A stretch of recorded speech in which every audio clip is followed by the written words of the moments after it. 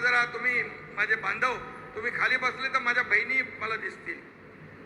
हा, तुमचे कॅमेरे सेट आहेत ना एकदम, काय चांगले आहेत. माझे लाडके पत्रकार भाऊ चांगले आहेत. आणि म्हणून या ठिकाणी मी आपल्याला एवढं सांगतो, एक सर्वसामान्य कार्यकर्ता त्याला जपलं पाहिजे.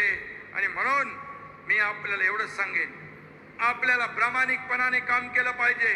त्यातून हा जनादेश तयार झालेला आहे. आणि समोरच्याला वाटत होतं उन्हें लगता था हमारी उड़ान कुछ कम है, उन्हें लगता था हमारी उड़ान कुछ कम है, हमें यकीन था कि ये आसमान कुछ कम है. म्हणजे कार्यकर्ते एवढे मजबूत होते आमचे. तुम्ही किती शिव्या देणार, किती शिव्या साप देणार.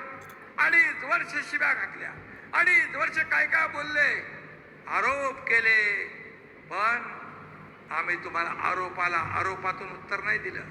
या एकनाथ शिंदेने सहन केले आरोप शिव्या सहन केल्या, सगळं सहन केलं, पण आरोपाला कामातून आम्ही उत्तर दिलं.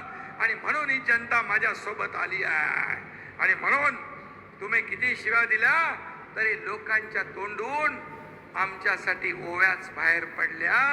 म्हणून या निवडणुकीमध्ये एवढं मोठं वेळे त्यावेळेस त्यांचे आभार मानणं हे देखील आपलं कर्तव्य आहे. बाळासाहेबांनी हे शिकवलंय, अरे खऱ्याला खरं म्हणा आणि सत्याची बाजू उचलून धरा. ते आपण केलं.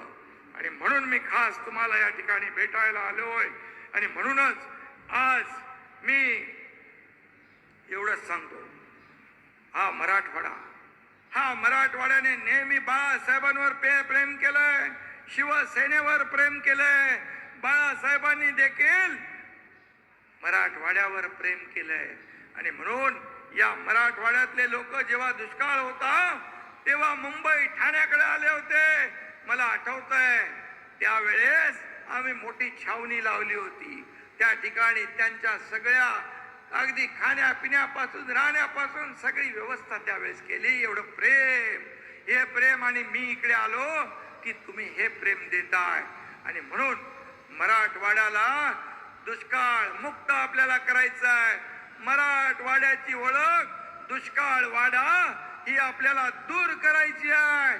मराठवाडा वॉटर ग्रीड योजना जेव्हा देवेंद्रजी मुख्यमंत्री होते तेव्हा सुरू केली, परंतु महाविकास आघाडीचं सरकार आल्यावर मराठवाडा वॉटर ग्रीड योजना बंद केली.